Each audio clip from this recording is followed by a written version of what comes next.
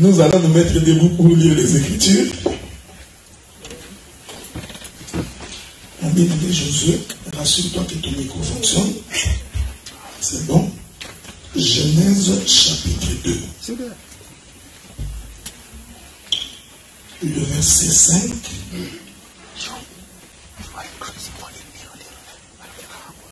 Genèse chapitre 2, verset 5 d'abord. Nous lisons la parole du Seigneur dans Genèse au chapitre 2, verset 5. Lorsque l'Éternel Dieu fit une terre et des cieux, aucun arbuste des champs n'était encore sur la terre, et aucune herbe des champs ne germait encore, car l'Éternel Dieu n'avait pas fait pleuvoir sur la terre, et il n'y avait point d'homme pour cultiver le sol. Genèse chapitre 2, verset 15. Verset 15. L'Éternel Dieu prit l'homme et le plaça dans le jardin d'Éden pour le cultiver et pour le garder. Que le Seigneur bénisse la lecture des Écritures. Amen. Nous allons nous asseoir. Nous vous souhaitons un bon dimanche. Amen, amen. J'ai encore réveillé d'Alice, que Dieu te bénisse. Même quand tu es malade, tu viens quand même au culte, que Dieu se souvienne de toi. C'est lui qui a l'espérance en Dieu. Même quand il aura perdu toute sa force, il lui restera accroché à la promesse. Amen. Amen. C'est lui qui sait que c'est Dieu qui guérit, c'est Dieu qui sauve. Il ne ménage aucun effort pour servir le Seigneur. Nous bénissons le Seigneur parce que la sœur Mado Alomba fête son anniversaire aujourd'hui. Amen. Amen. Que Dieu te rende au centuple, qu'il multiplie tes jours, que tu vives longtemps et que tu te fatigues de la vie sur la terre. Parce que la Bible dit que les patriarches étaient fatigués de la vie, alors ils sont morts. Nous prions que le Seigneur te garde en santé, qu'il te restaure et que tu vives longtemps et que tu accomplisses la mission que Dieu t'a accordée sur la terre des hommes. Que Dieu te bénisse. Nous allons clôturer aujourd'hui notre intervention sur Ismaël et Isaac. Vous savez que j'ai la voix forte, donc essayez de ne pas augmenter le volume de mon micro. Je vais d'abord commencer par faire un petit résumé. Le résumé, c'est que nous avions cité que Ismaël, c'est la chair, Isaac, c'est l'esprit. Et nous sommes allés pour démontrer que celui qui vit selon la chair ne vit pas selon Dieu. Et j'ai rappelé que l'importance de l'Église, la raison de l'Église, c'est pour préparer l'homme spirituel à rencontrer le Seigneur. C'est la raison principale pour laquelle nous nous réunissons. Donc nous ne nous réunissons pas pour les biens matériels, quand bien même que ce n'est pas mauvais d'avoir les biens matériels. Je me souviens de l'intervention du docteur Moustapha qui disait, les gens qui sont en Afrique, comme à manger c'est difficile, le travail c'est difficile, tout est difficile, donc il faut la prière pour les besoins de la chair. Toute la prière que tu trouveras généralement en Afrique, c'est que Dieu te bénisse, que tu aies un visa pour aller en Amérique. Alors que l'Américain, lui, ne fait pas une prière comme ça, parce qu'il n'a pas besoin d'un visa. Alors, cet enseignement-là, si tu l'amènes dans un pays développé, personne ne va te croire, parce que tout le monde dira, mais pourquoi devrais-je prier pour avoir un visa? J'ai mon passeport, si j'ai un visa, je vais à l'ambassade, j'aurai un visa. Donc, vous comprenez que quand nous arrivons dans un pays comme celui-ci, un pays où il y a des communautés tout le temps ici qu'on cherche des gens pour aller travailler. Donc, ne passe pas ton temps pour nous dire que Dieu ne cherche pas du travail. Quand vous ouvrez votre frigo, il y a du lait. Donc, les enfants entrent, ils mangent comme ils veulent. Vous comprenez maintenant que quand nous arrivons dans un pays comme celui-ci, alors nous devons aller chercher mieux que ça. Amen. Et mieux que ça, c'est la vie éternelle.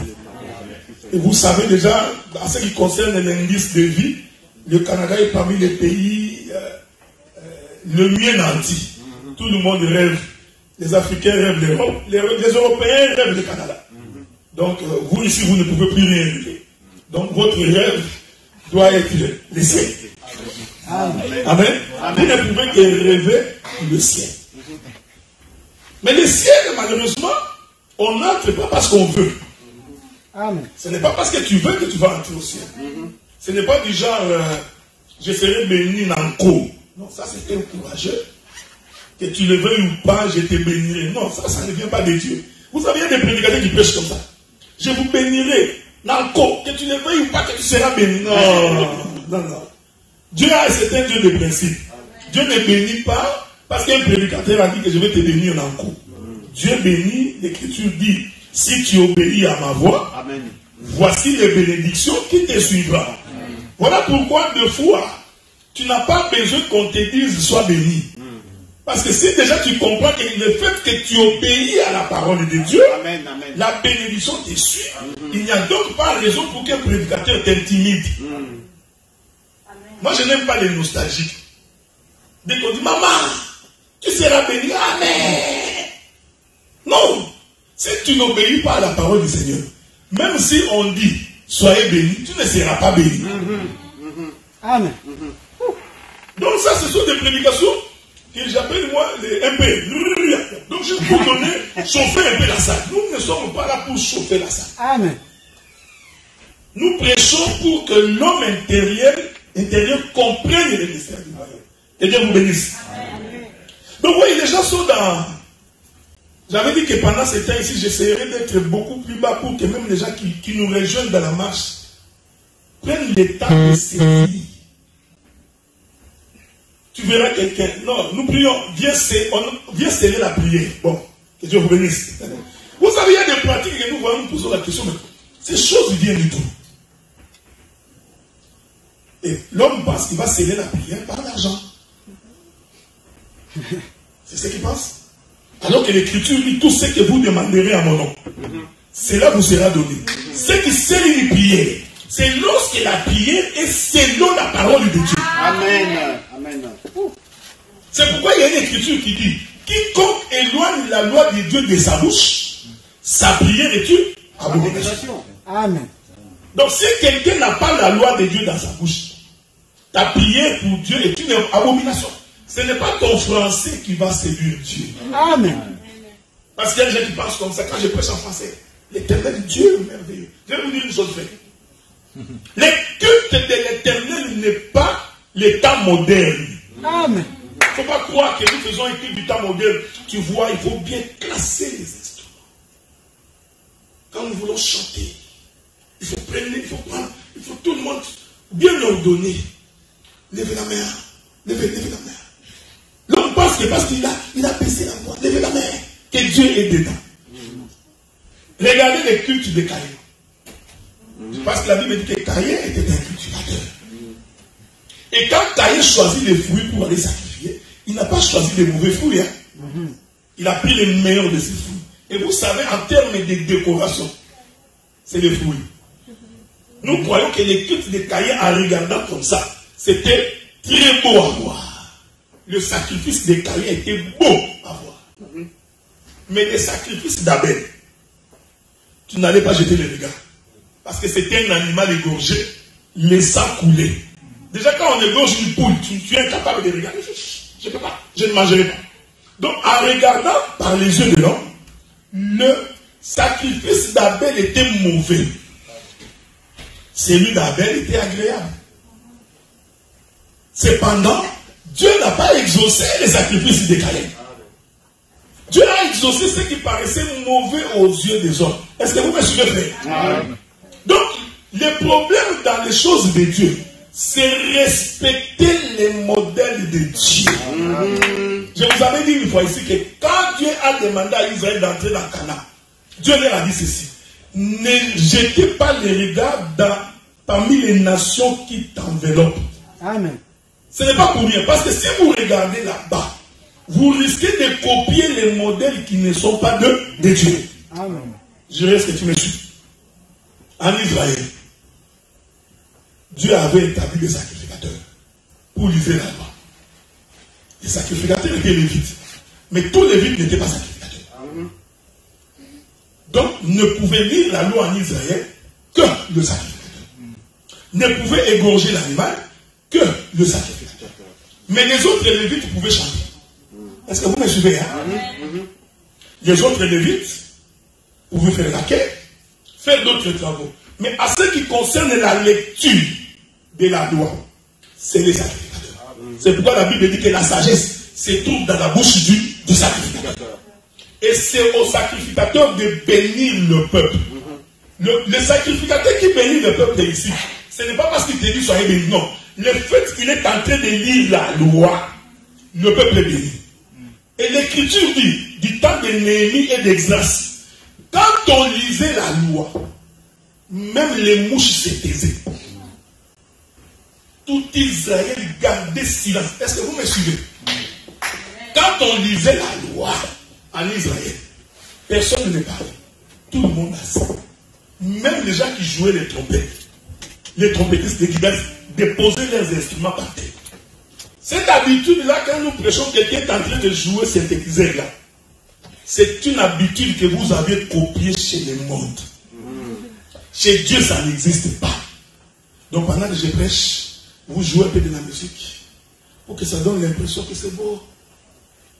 Là, la sœur dit ça va dormir. Parce qu'en fait, il ne suit pas. Il est emporté par la musique. Ces pratiques-là ne sont pas de Dieu. Au temps de la loi, quand le peuple voulait écouter Dieu, tout le monde s'est taisé. Même les chantres, les protocoles, les accueils, tout le monde assis en train d'écouter la parole. Mais les gens sont en train de copier des choses qui sont dans le monde, ils les ramènent dans les choses de Dieu. Est-ce que vous me suivez? C'est pourquoi c'est important de veiller sur le modèle de Dieu. Je vais encore toucher notre livre. La Bible dit ceci dans les livres des Hébreux. Dieu a fait de nous un royaume des sacrificateurs. C'est-à-dire, quel était le travail du sacrificateur en dehors de lire la loi? C'était aussi égorger l'animal. Et Hébreu dit, puisque les rideaux du temple est déchiré, en ce qui concerne la prière, tu peux entrer toi-même dans les lieux très saints, prier le Seigneur. Est-ce que vous me suivez? Maintenant, remarquez ce que les gens font aujourd'hui. Ils ont fait en sorte que la prière ne soit que l'apanage du prédicateur. L'homme a des difficultés, il pense que pour avoir la solution, il faut nécessairement que ce soit moi le pasteur qui prie. Le peuple devient paresseux. Papa,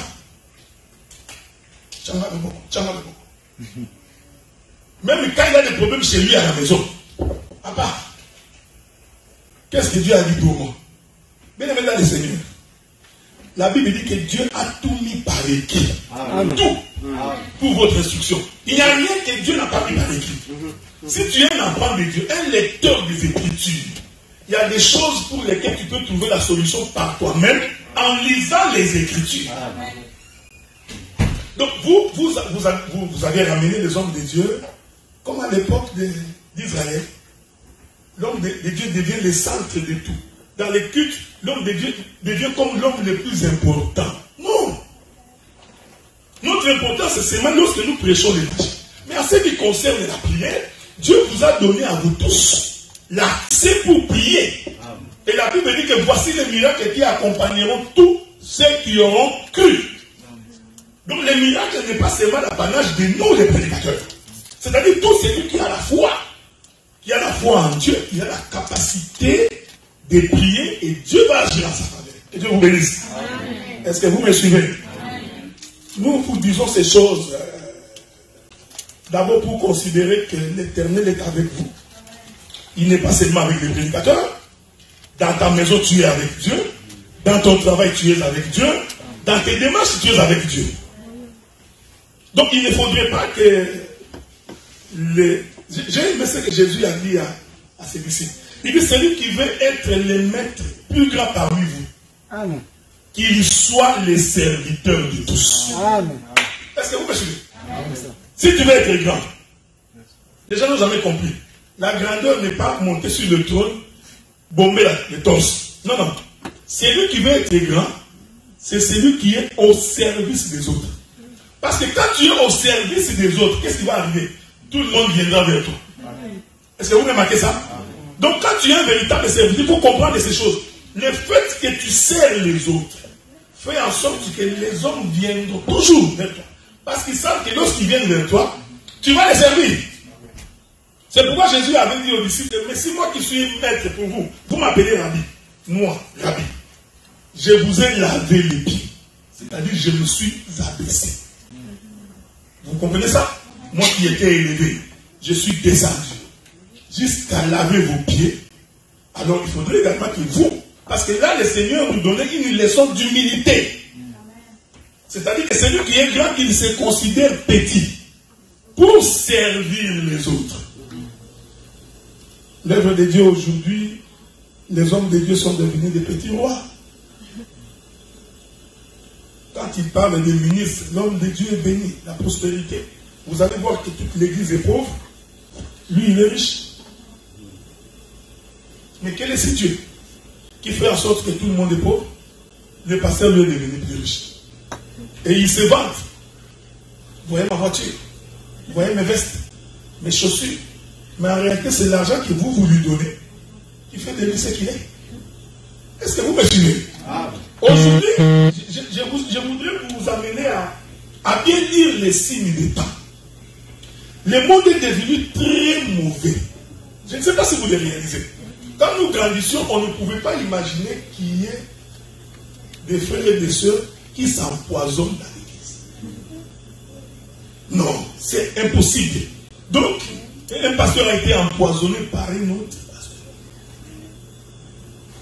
Lorsque je suis allé à Kinjé, pendant que j'ai prêché, tout le temps que j'ai prêché pendant 3 mois, je n'ai mangé chez personne. Parce que tout le monde avait peur de me servir.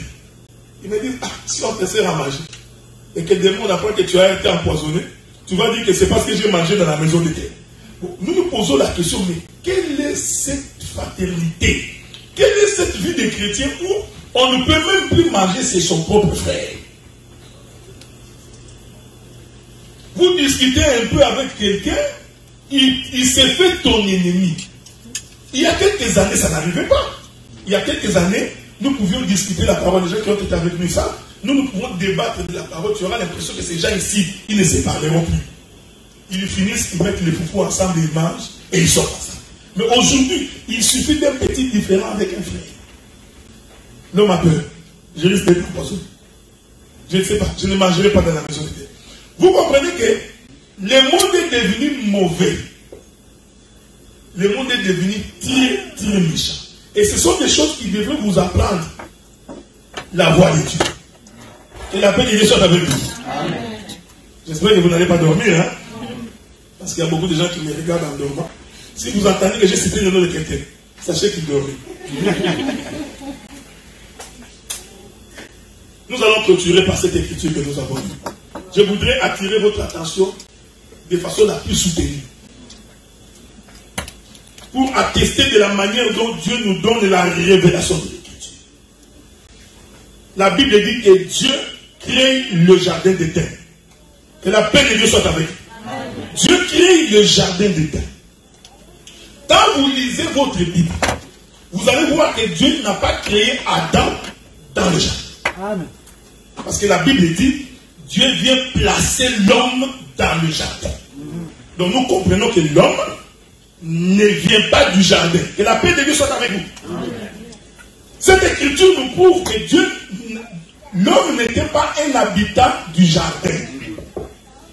Parce que Dieu l'a amené pour le placer. Donc nous comprenons que Dieu avait créé l'homme en dehors du jardin. En d'autres termes, Dieu a fait un voyage avec l'homme pour venir placer l'homme dans le jardin. Mais et regardez ce que l'écriture que nous avons lu. La Bible dit ceci. Quand Dieu crée le jardin, aucun arbuste de champ ne germait encore. Pourquoi? Parce que la pluie n'était pas tombée, premier élément. Deuxième élément, parce qu'il n'y avait point d'homme pour cultiver la terre. Je resterai d'abord dans la révélation avant de dire ça. C'était très important. Maintenant, physiquement comme ça, quand Dieu vient mettre Adam dans le jardin, par rapport à cette écriture, quelle était la raison pour laquelle Dieu avait mis l'homme dans le jardin? C'était pour garder le jardin et cultiver la terre. Maintenant, je vous pose la question. Avez-vous une écriture où Adam a cultivé la terre? Si vous en avez, je ferme ma Bible. J'arrête de prêcher.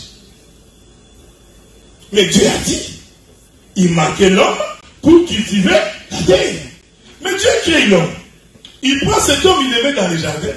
Étonnamment, nous ne voyons aucune écriture où Adam a cultivé la terre.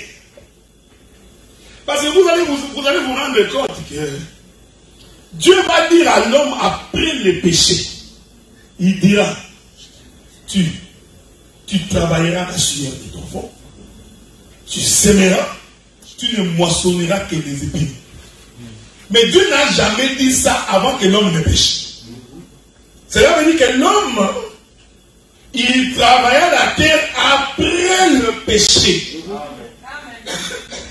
Mais avant le péché, quand bien même que Dieu avait dit qu'il nous faut un homme pour cultiver la terre. Mais quand Adam, avant le péché, Adam n'a jamais cultivé la terre. Parce qu'il n'en avait pas besoin. Adam n'avait pas besoin d'y travailler. Est-ce que vous me suivez? C'est pourquoi j'ai toujours dit, quand vous lisez les livres de Genèse, il faut d'abord faire très attention. Parce que c'est un livre prophétique. Genèse, ce n'est pas un livre historique. Parce que si tu raisonnes en historien, tu auras des difficultés énormes ici. Parce que quand on te posera la question, Dieu chasse à Caïn, Caïn va dire, si quelqu'un me voit, il me tuera. De qui Caïn avait-il peur? Parce que Caïn venait de tuer Abel. Il était resté seul. Quand on pose une question comme ça, tu auras des difficultés pour expliquer. Est-ce que vous voyez? C'est pourquoi nous disons, quand vous lisez Genèse, il faut faire très très attention. Parce que Dieu annonce les mystères de son royaume. Or, l'Écriture dit, créons l'homme à notre ressemblance, à notre propre image. Donc, l'homme que Dieu avait placé dans les jardins, c'était un homme qui ressemblait à Dieu. Amen. Est-ce que vous voyez? Il ne faut jamais lui prêcher. Non, tu vois l'image de Dieu dans l'homme. C'était l'esprit. Non. Qu'est-ce que Dieu voulait nous enseigner? Dieu voulait nous enseigner, quand vous regarderez mon image, vous comprendrez ce que moi, Dieu, je veux. Je vais prendre ça dans un exemple plus concret. Je suis le frère Adela. Si le soleil me frappe, vous verrez mon image. Ok? Donc, mon image, c'est l'ombre de ma personne. Cela veut dire que si vous voyez l'image bouger, en réalité, ce n'est pas l'image qui a bougé, hein? C'est moi qui ai bougé. Vous voyez? Donc, c'est comme ça que Dieu voulait expliquer le mystère du royaume. Donc, quand tu vois l'image bouger, faites attention. Ce n'est pas l'image qui bouge. C'est la réalité de l'image qui a bougé. Ce qui fait que tout ce que Adam fait, Adam comme image, en réalité, ce n'est pas Adam. C'est Dieu. Est-ce que vous me suivez? C'est pourquoi j'avais dit une fois ici que Dieu tirait une côte d'Adam, il fit une femme. Je vous avais posé la question. Si vous regardez tous les hommes qui sont mariés ici, il n'y a aucun homme qui a une côte de monde. Faites-les entrer dans la biologie. Vous verrez que tous les hommes ont des côtes complètes. Mais pourtant, ils ont des femmes. Je vous avais même dit que si la femme meurt, parce que moi j'ai toujours la foi que la femme doit mourir avant l'homme. Je sais que les mamans n'aiment pas ça, mais ça c'est maman madame me regarde. Ah! Non, moi la foi, ma foi dans l'évangile fait que la femme doit mourir pour que l'homme vienne l'enterrer. Vous pouvez raisonner à votre manière. Moi je raisonne avec les Écritures. Ok? Peut-être que là tu te fasses, tu dis non, moi je ne mourrai pas avant lui. C'est pas grave. Mais moi je raisonne avec les Écritures. Les Écritures attestent que c'est Abraham qui a enterré Sarah, c'est Isaac qui a enterré Rebecca, c'est Jacob qui a enterré Léa et Rachel. Ça c'est ma foi. Amen. Parce que c'est l'homme qui prépare les tombeaux pour la femme. C'est Dieu son Amen. Cette chose est prophétique. Il est possible que je meure avant toi, sois en paix. Sois en paix. Ces choses renseignent les choses du royaume. Cela veut dire que l'Église était morte avant Jésus. C'est pourquoi Jésus vient pour donner la vie à l'Église. C'est ça la pensée de l'écriture. La femme doit mourir avant l'homme. Est-ce que vous voyez ça? C'est pourquoi le Seigneur dit, je m'en vais vers le Père. Vous préparez une place. Quand vous mourrez, je viendrai vous prendre. Parce que le Dieu que nous prions, il est vivant, il ne meurt pas. Amen. Donc il ne peut pas mourir avant la femme. Que la paix de Dieu soit avec vous. Amen. Donc vous comprenez que quand vous lisez Genèse, il faut faire très attention. Donc, il ne faut pas te donner beaucoup de courage. Non, ma femme va mourir avant moi pour que tu fasses un projet d'aller épouser une autre femme. Non. Aussi, si la femme meurt, tu peux épouser une autre. C'est ce que la Bible dit. Hein? Si tu avais une femme, la femme meurt, tu peux en prendre une autre. Mais quand on va ouvrir tes côtes, tu n'auras pas deux côtes de moins. Ouais. Donc vous comprenez que Dieu parle d'autres choses. Hein? Mais regardez, bien dans les Seigneurs, regardez. Quel est cet homme qu'on est venu placer dans le jardin? Quel est cet homme? Et quand cet homme arrive, physiquement, nous ne voyons pas Adam cultiver la terre. Le prophète Esaïe vient nous soutenir par une écriture. Esaïe dit, terre, prête l'oreille. Est-ce que vous me suivez? Donc Esaïe a compris que la terre a l'oreille pour écouter. Alors que vous savez que naturellement, ce sont les hommes qui ont des oreilles pour écouter. Donc, mais quand le Seigneur appelle la terre, il dit, terre, prête l'oreille. C'est-à-dire que le Seigneur voulait dire que pour que la terre écoute, il faut que le ciel parle. Si le ciel ne parle pas, la terre ne peut pas écouter. C'est pourquoi vous lisez votre Bible. Vous remarquez que la Bible dit, chaque fois que le Seigneur voulait parler aux enfants d'Israël, la Bible dit, du haut des cieux, l'Éternel parle. Est-ce que vous me suivez?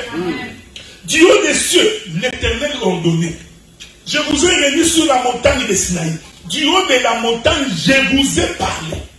Donc nous comprenons que la bouche, c'est le ciel. L'oreille, c'est la terre. Jérémie dit ceci dans le livre de Jérémie, chapitre 3, verset 8. Jérémie appelle la terre épouse. Est-ce que vous me suivez?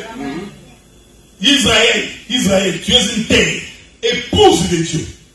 Ah, nous comprenons que Dieu a donné à la femme l'oreille et il a donné à l'homme la bouche. Je vais descendre. C'est pourquoi dans la maison, si tu as un mari qui ne parle pas, c'est très dangereux.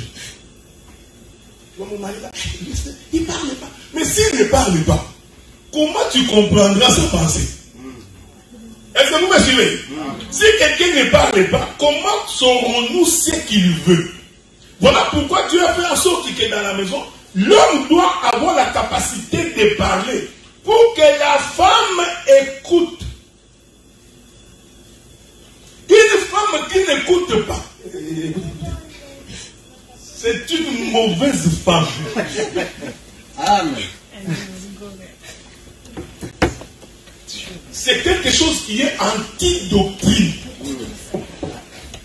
C'est ce qui sème les désordres dans les foyers. La femme doit avoir la capacité d'écouter. Parce qu'en écoutant, elle peut discerner. Est-ce que vous me suivez? Ces choses, Paul dit, c'est un mystère par rapport à Christ et à l'Église.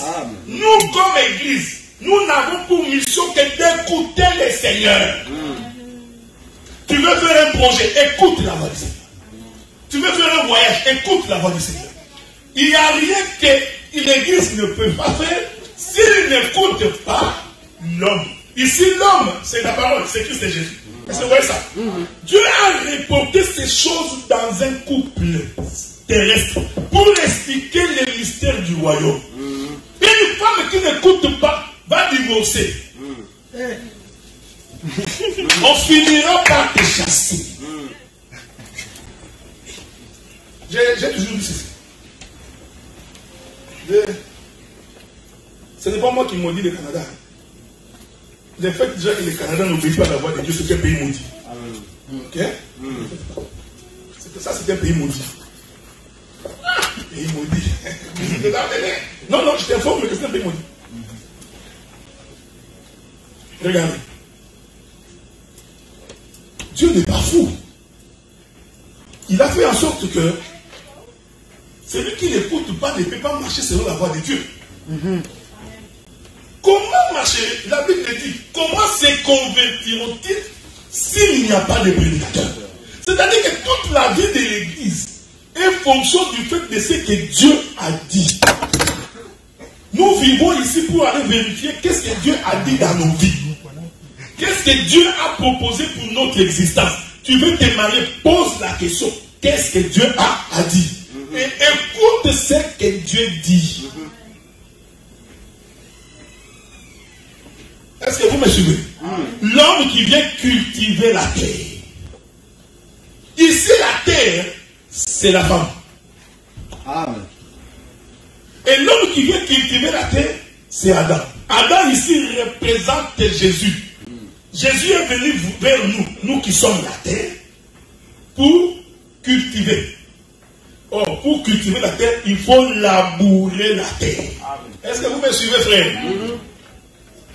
C'est pourquoi j'ai toujours dit, quand tu veux te marier, il faut d'abord observer l'homme que tu acceptes. Parce que l'homme vient toujours demander la main.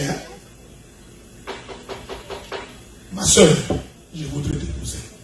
Ça, c'est un conseil que je donne. Avant de l'accepter, observe-le. Amen. Amen. Ne va pas faire d'erreur. Je vais dormir. Dieu me parlera dans une vision. Le mariage, on le fait avec les yeux ouverts. Je disais à un frère, si tu te maries mal, ta vie est finie. Le mariage peut t'amener en enfer. Même moi, prédicateur, il suffit que dans la maison qui manque la paix, même si je fais semblant, vous tous là vous sauvez. Et puis comme les femmes sont bizarres, elle va s'arranger pour que tout le monde sache qu'il y a un problème. Les femmes ne font pas semblant. Tu verras, Michel, Bonnie, Papa Lazare, tout ça, pour que tout le monde sache qu'il y a un problème. Amen. Les hommes font semblant, mais pas les femmes. C'est pourquoi je disais à un frère, je dis, la femme est fidèle. Mais quand la femme devient infidèle, elle ne peut pas cacher. Ça ne prend pas 2 minutes pour comprendre que cette femme devient fidèle. Tu sauras. Si tu allais, tu verras la chose. Elle est incapable de te faire semblant, à moins que tu sois une sorcière. Parce qu'il y a un sorcier qui peut se cacher pendant des années, vous allez le découvrir.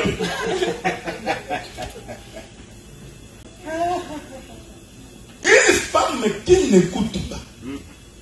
Écoutez bien, dans les Seigneur. Écouter ne veut pas dire qu'on t'a dominé. Non, il y a des femmes qui passent, non. Et pourquoi dire non, bien aimé? Écoutez ce que la Bible dit. Ces jours-là sur le chemin d'Emmaüs, pendant que Jésus marchait avec les disciples, écoutez ce que les disciples ont dit. N'as-tu pas senti au-dedans de toi-même quelque chose qui brillait quand cet homme nous parlait? C'est-à-dire les disciples ont compris que quand l'homme parle, il faut que la femme sente que j'ai un homme dans ma vie. Parce que c'est la parole qui transforme, frère. Ne demande pas à ta femme de deviner. Non, moi, elle pouvait comprendre. Frère, qu'est-ce qui s'est passé? Mais la femme pouvait comprendre. Non, elle n'est pas prophétesse. Nous ne sommes pas au temps de la loi où Dieu parlait par-dessus. Donc si un homme ne parle pas, frère, et puis il faut avoir l'habitude de parler clairement de ce que tu veux. Amen. Ne va pas prendre une femme pour que tu ailles parler quand tu vas entrer à la maison. Non. Dès que tu viens, tu me vois moi là. Je suis le fils de David. De la tribu de Juda. Moi, je ne recule pas devant le combat. Je voudrais une femme qui comprend les Écritures et qui se soumet à la parole. Toi aussi, l'homme, tu observes. La femme aussi, tu observes. Tu dis, ça, c'est un homme qui craint Dieu. Amen. Il n'y a rien de plus beau que d'avoir un couple où l'homme et la femme craignent Dieu. Il n'y a rien de plus beau que ça. Tout le reste que vous faites là, ce sont des camaraderies. Ça va finir. J'ai toujours aimé une expression qu'on dit au Congo. Tongolo kotu na butu. Et kobunga na butu. Vous comprenez ça? Bien aimé, écoutez, c'est là, parce que ce que je voudrais dire ici, c'est que l'homme qui rentre dans les jardins pour cultiver la terre, là, c'est Christ qui vient nous changer. Je voudrais dire une chose ici. Bon, je sais que beaucoup de sœurs ne vont pas m'aimer. Mais je l'ai dit toujours par rapport à Christ. Que Dieu te bénisse, ma bien-aimée sœur Judith. Regardez. Selon les Écritures, c'est l'homme qui change la femme. Et non le contraire. Est-ce que vous me suivez? Selon les Écritures, hein, c'est l'homme qui change la femme. La femme, c'est la femme qui est créée à l'image de l'homme. L'homme n'est pas créé à l'image de la femme. Voilà pourquoi avant de te marier, rassure-toi que le frère que tu veux épouser, c'est un frère. Parce que s'il n'est pas un frère, il te changera en mal. Mais s'il est un frère qui croit au Seigneur, le changement dont je dis ici, ce n'est pas la domination. Parce que les émancipés, ils ont tendance à croire que non, ça c'est... Non, ils disent, ça c'est quoi ça? Ça c'est... Hein? Il nous prend pour qui? Non, ce n'est pas de ces choses que je parle. Sois en paix. Dès que tu sortiras ici, tu peux retourner devenir Canadien. Ce n'est pas un problème. Mais ici, nous prêchons les choses du royaume. Amen. Est-ce que vous remarquez ça? C'est ce qui fait la paix et la stabilité dans un foyer. Non. L'homme a 2 mots, la femme a 18. Quelle vitesse! Vous savez, il faut arrêter ces choses-là. Parce que moi, je suis quand même votre pasteur. Et vous en faites, moi, je vous observe. Hein. Vous qui êtes mariés. Je vous ai dit que moi, je vous observe. Même la manière dont tu regardes ton mari, moi, je vois. Tu verras. Non! Ça, c'est quelle manière d'être. Même si tu es fâché. Donc, on a l'impression que c'est cette femme qui dirige la maison. La domination, frère, est pour l'homme. Bien aimé, quand tu vas chercher une femme, fais-toi petit. Mais dès qu'il entre dans la maison, il faut qu'il sache que l'homme est dans cette maison. Si elle essaie, bouge-la un peu. Je n'ai pas dit que la bouger comme ça. Il faut qu'il sache que le lion est dans cette maison. Ouais, je vous assure. Beaucoup de femmes qui ont cru que gronder sur un homme est un privilège, ils sont en train de pleurer. Ils vont commencer à dire, je vois que lui était meilleur. Je ne sais pas qu'est-ce qui m'a pris. Ça, c'est encore un conseil. Dès que tu as dépassé 40 ans, reste calme. Ne cherche pas. Toi, 40 ans là, tu veux divorcer pour aller où? Mais il y a des gens qui sont... Moi, ça m'étonne. À 40 ans, tu veux divorcer pour aller où?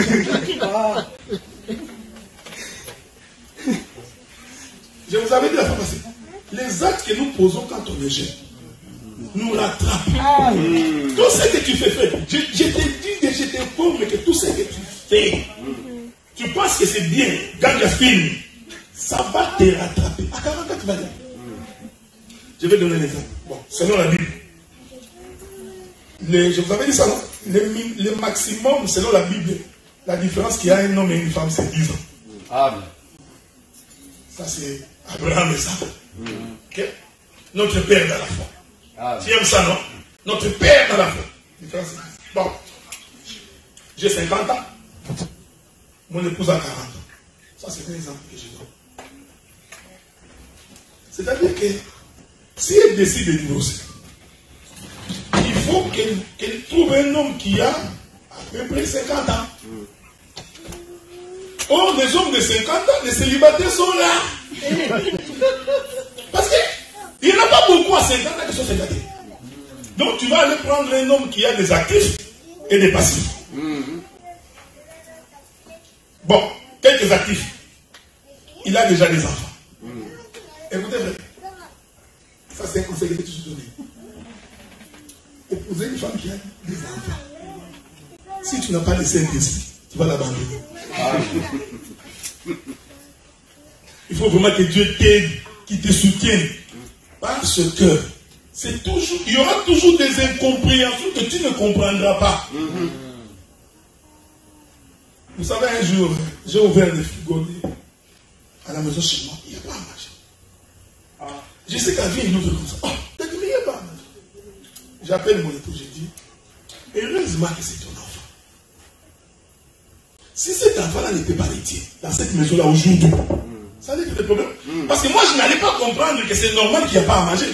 Moi, je me mettais dans ma tête, il fait ça parce que ce n'est pas son enfant. Donc, si Jessica n'était pas son enfant, ce jour-là, il y aurait de la bagarre.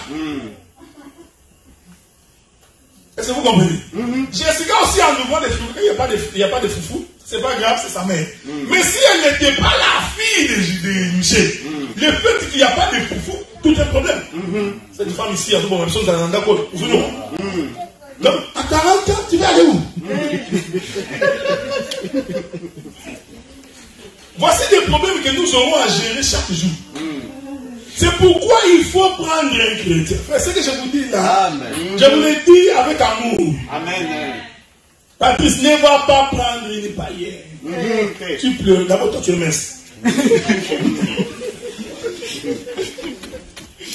Ne fais pas cette erreur-là.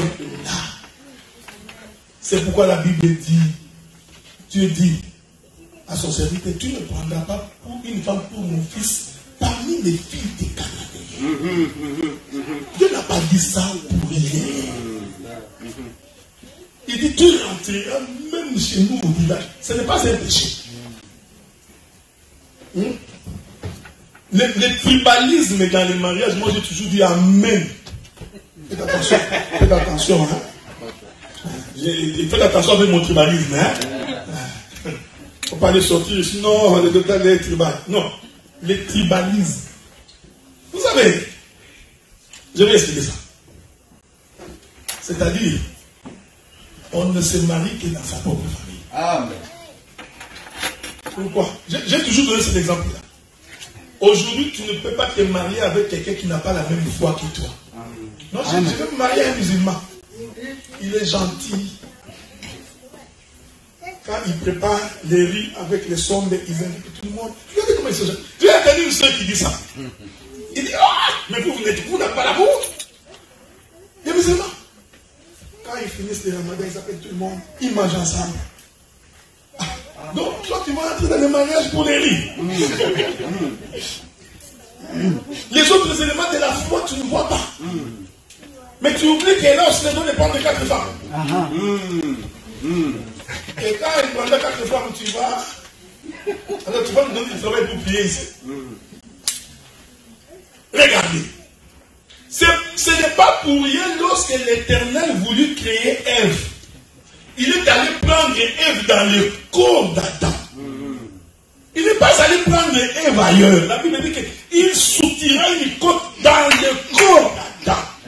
C'est pourquoi quand Adam a regardé Ève, Adam a dit, voici ma soeur, chair de ma chair, os de mes os. C'est pourquoi on l'appellera ma femme. Donc ta femme doit être ta propre soeur. C'est-à-dire que vous avez le même sang, la même parole, la même confession des Écritures. Amen. Vous resterez en paix. C'est ça le sens de l'évangile.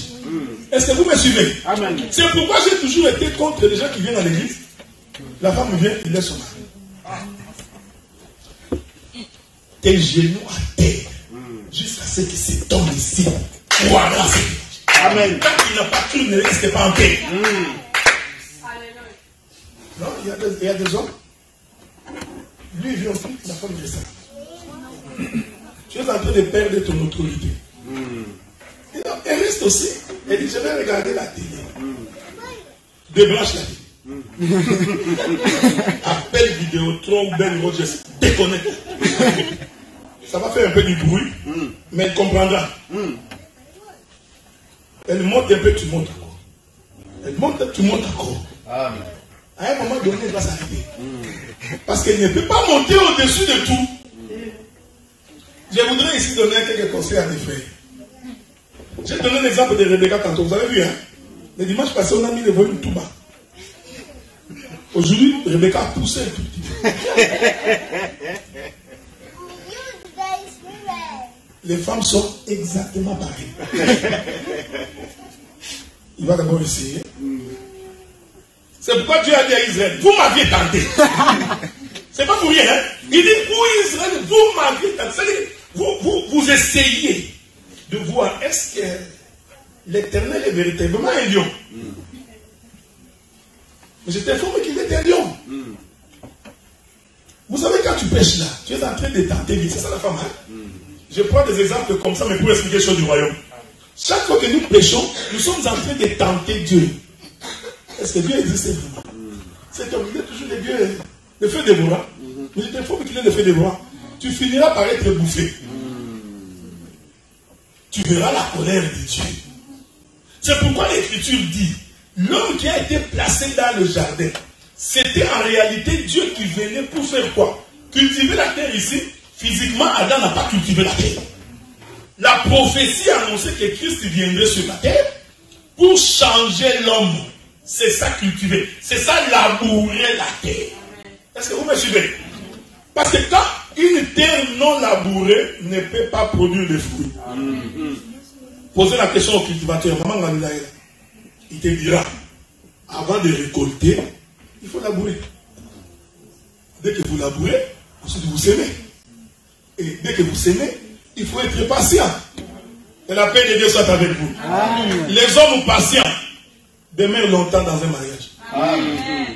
Parce qu'ils ont compris les principes de Dieu. Je vous avais dit que Dieu a donné un don à la femme.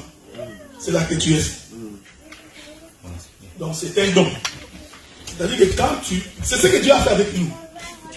Quand tu prends une femme, il faut te dire, il y a un travail à faire ici. Il faut donc avoir l'aide du cultivateur. Il faut labourer. Labourer ici, c'est enseigner. Il faut parler. Tu vois ça, je n'aime pas. Ça, je n'aime pas. Ne mets pas les copier sur les réchauds. Moi, je n'aime pas voir des fourchettes partout. Vous savez, maman m'a dit peut-être que toi, tu ne sais pas, mais les femmes en Occident sont terribles. Dès qu'ils arrivent à la maison, le premier réflexe, c'est enlever le soutien. Dès qu'il enlève, il jette. Là où il est passé, là il commence à manger, regarder la télé. Il faut parler. Maman, ça, c'est dans la chambre.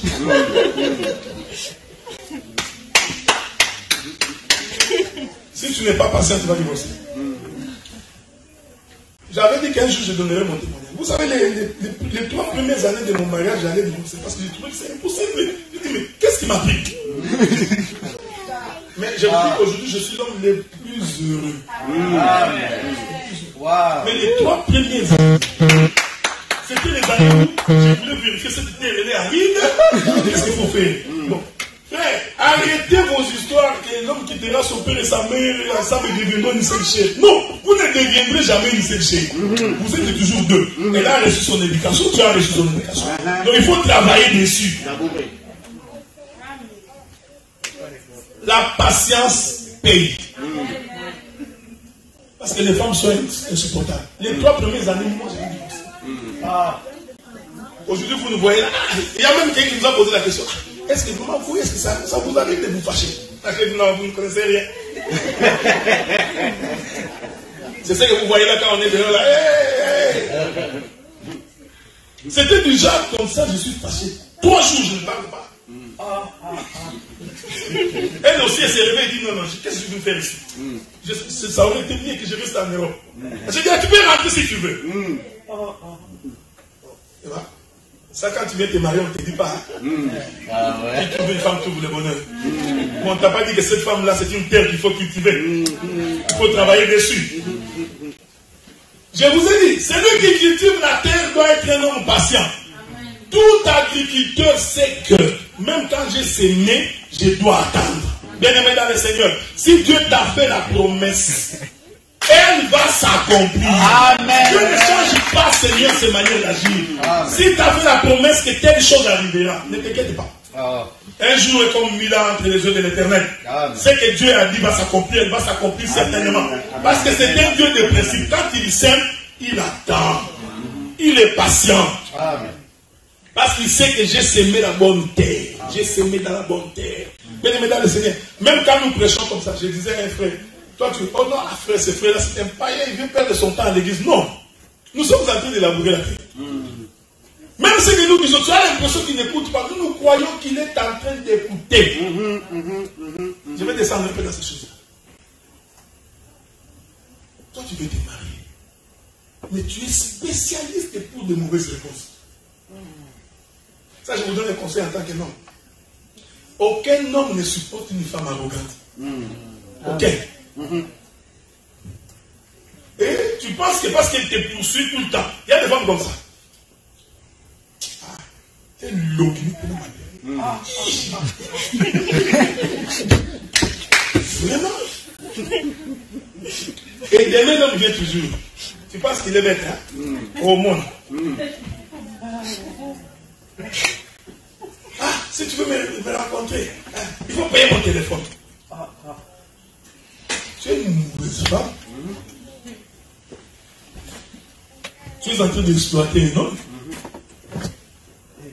Vous aussi, les hommes, on vous exploite, vous continuez à venir. Celui qui a le Saint-Esprit doit avoir l'esprit de discernement. Amen. Amen. Amen. Tu peux regarder une soeur la première fois, même sa manière de marcher.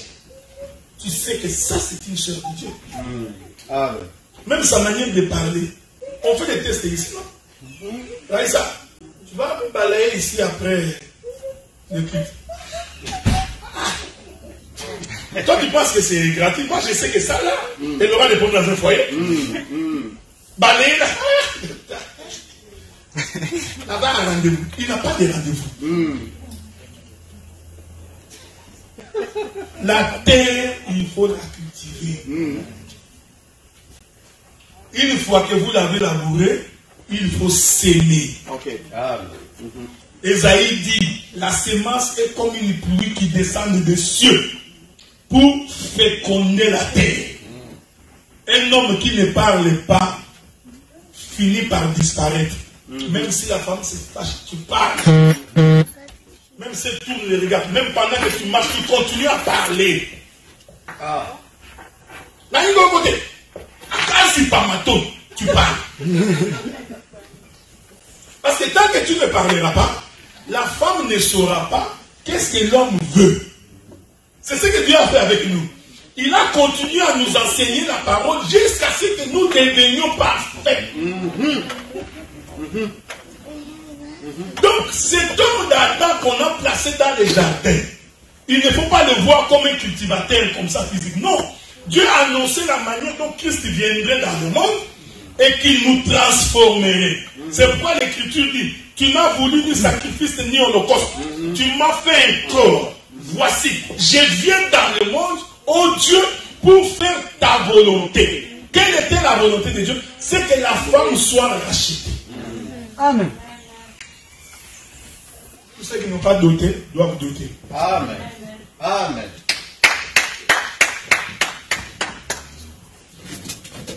Tous ceux qui n'ont pas doté, vous devez doter. Amen. Regardez, ces choses sont spirituelles.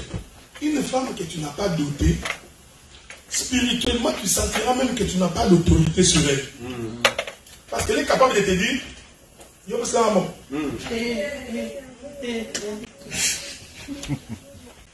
Donc, toi qui es une femme, il faut pousser l'homme à doter. Amen. Il ne faut pas suivre ces histoires de bébé. Il est tellement. Parce que les femmes sont comme ça. Les femmes, dès que tu dis, chérie, et là, les poussées qu'elle est dans les airs. Elle oublie que non, on n'a pas encore de pied. Il faut rappeler. Il ne faut pas rêver. Ces choses sont spirituelles. Un homme qui aime une femme, tu verras. Il ne rêve pas. Dès que tu vois que ça ne va pas, mets tes genoux à terre. J'ai toujours été étonné. L'homme est en difficulté. Ou la femme est en difficulté. Mais il ne veut pas la prière.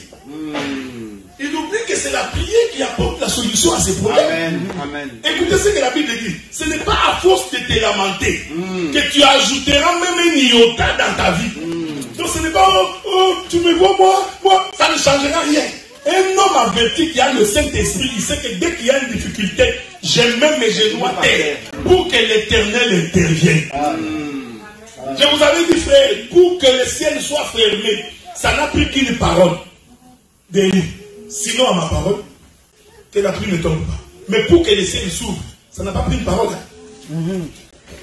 Celui qui a fermé le ciel a mis une parole, mais pour l'ouvrir, Élie a dû mettre ses genoux à terre.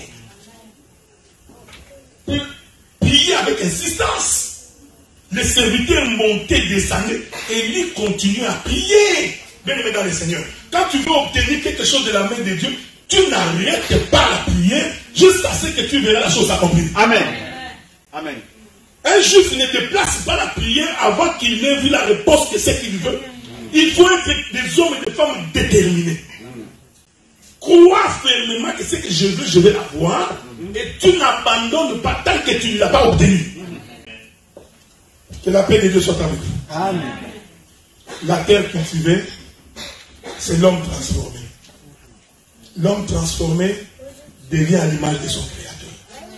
Et une fois que transformé, tu deviens à l'image de ton Créateur, ça crée la paix dans la maison. Ça crée la tranquillité dans l'église. Ça crée la paix dans le foyer. Dieu t'accordera tout ce que tu veux, à condition que tu acceptes que la main de Dieu te touche. Est-ce que vous me suivez? Amen.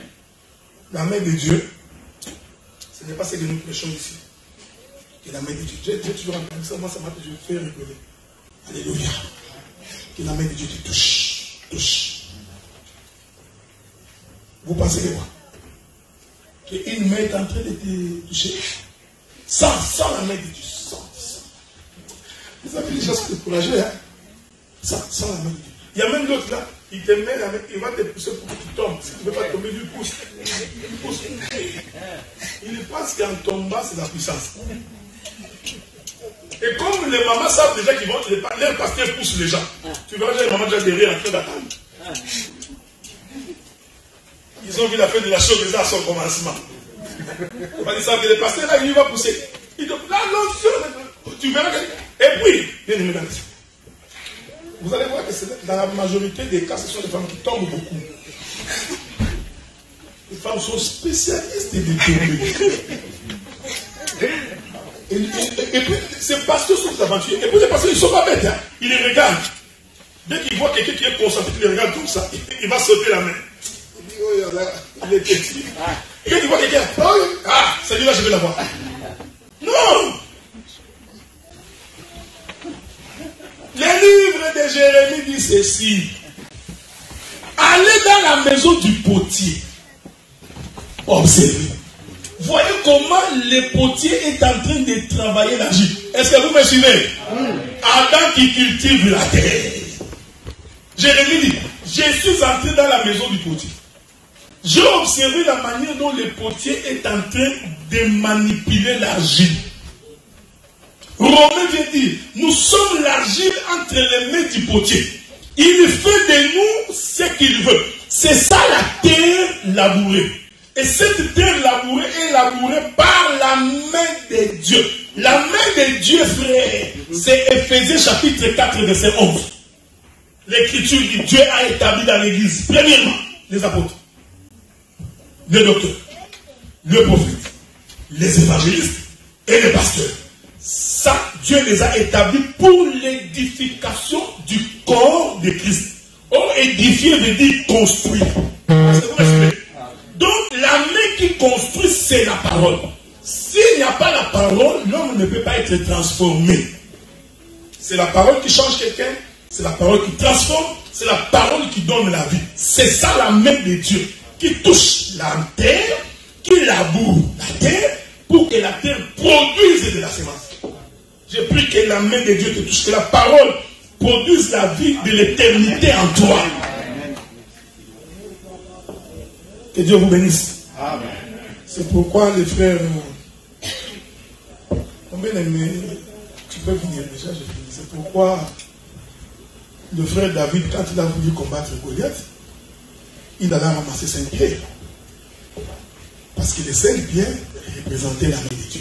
Est-ce que vous me suivez? C'est 7. Écoutez, frère, c'est la parole qui renverse l'ennemi. Celui qui n'a pas la parole ne peut pas faire une prière de combat. Non. La prière de combat, ce n'est pas celle que tu déclasses. Un jour, un homme est allé voir un petit fou. Il dit au nom de Paul, au nom de Paul, au nom de Jésus que Paul est en train de prêcher sort. La Bible dit qu'ils l'ont récupéré. Ils l'ont tabassé à mourir. Ils ont dit nous connaissons Jésus, nous connaissons Paul. Donc ça veut dire que si tu n'as pas la parole en toi, même ta prière de combat, c'est de l'exercice corporel. Prière de combat, j'ai dit ça, prière de combat. Moi je suis mon gars. C'est des bangas, nous lançons des flèches. Prière de combat. Tu verras qu'il y a des blocs.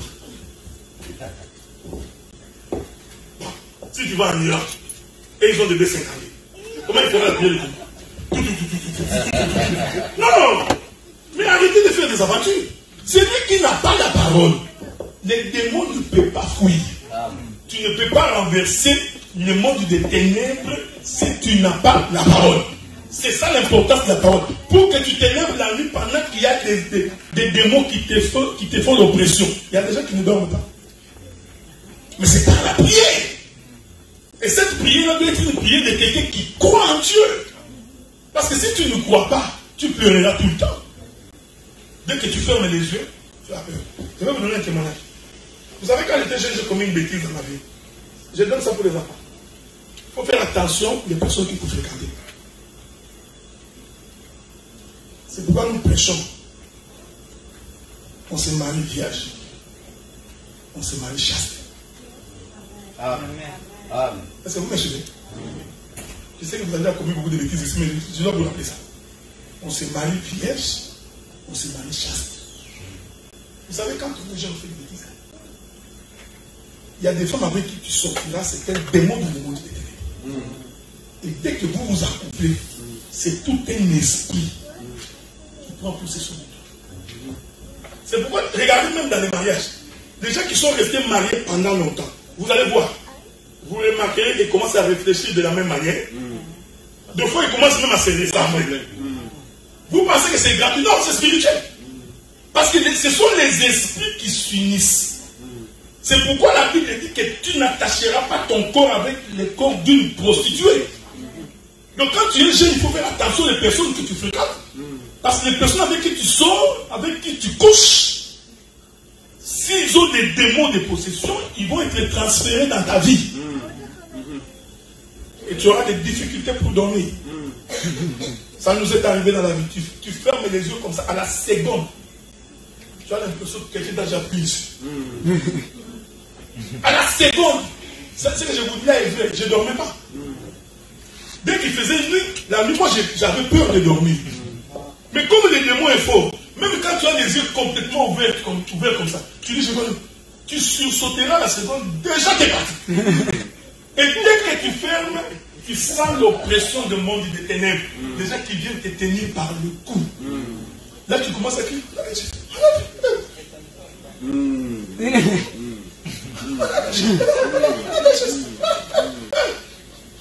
Mais les gens que tu as fréquentés, faites une expérience. Habitez chez vous, priez le Seigneur pendant longtemps, dans la même adresse. Vous verrez que ces choses n'arrivent plus. Parce que vous êtes sanctifiés, ils savent qu'un enfant de Dieu est ici. Mais va dans une contrée pour la première fois. Tu verras cette visite. Voyage, va entrer dans une maison pour la première fois. Les dominations du village viendront visiter pour vérifier qui est cet homme. Quand tu es venu avec tes démons que tu as récupérés chez Bernadette, tu vas croiser les gens, les Robert.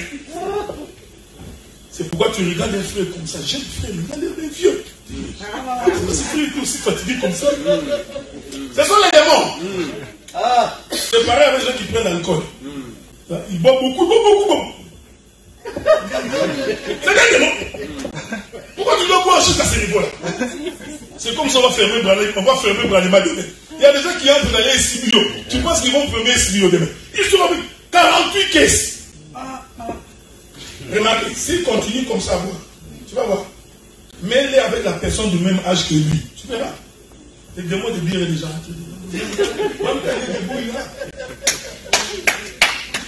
Que Dieu vous bénisse. Donc, j'ai fini mon intervention.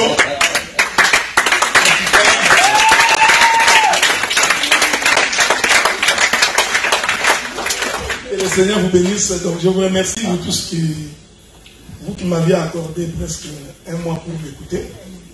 Donc, je vais donc laisser la chair pour qu'un autre prédicateur prenne la parole. Nous avons également notre pasteur qui vient d'arriver d'Angola, Papi Kitoit, qui est à Montréal, qui pourrait également être ici. Donc, moi, le dimanche prochain, je vais aller à Montréal, donc pour visiter les frères de Montréal. Et puis, le dimanche qui suivra, je suis aux États-Unis pour un séminaire. Donc, la Bible dit que n'abandonnez pas vos assemblées. Amen. Amen. Donc, nous croyons que personne ne vient ici pour quelqu'un. Si vous avez vraiment, si toi tu viens ici parce que le docteur Adlar est là, que Dieu ait pitié de toi. Parce que nous sommes tous appelés à disparaître. La main de tout un chacun est utile pour cette œuvre ici. Amen. C'est-à-dire que si tu ne viens pas, nous souffrons. Est-ce que vous comprenez ce que je dis? Parce que quand tu es absent, nous souffrons. C'est ça même le sentiment d'un berger. Donc, ta présence est une bénédiction. Si Dieu te donne la force, la capacité que tu as, le temps que tu n'as pas de travail dimanche, je te prie. D'ailleurs, le culte commence à 11h30. Même si tu vas dans une fête que tu as beaucoup dansé, beaucoup mangé, mais tu peux quand même te réveiller avant 11h et venir prier le Seigneur. Amen, amen. Amen. Je voulais encourager les gens qui ont des autos de faire de votre mieux de foi, même quand on ne donne pas la liste des gens à l'époque. Quand tu as une auto, appelle ton frère, ta soeur, bon, je prendrai tel, et nous allons venir au culte. Parce que des fois, quand les jours où on ne donnera pas la liste, il faut que tu saches que moi, le dimanche, je prends la soeur Mérance, je prends les enfants, je vais les amener à l'église. Faites-les de façon tout à fait libre. C'est ça aussi, servir le Seigneur. Amen. Amen. Que Dieu vous bénisse. Que Dieu bénisse le Père.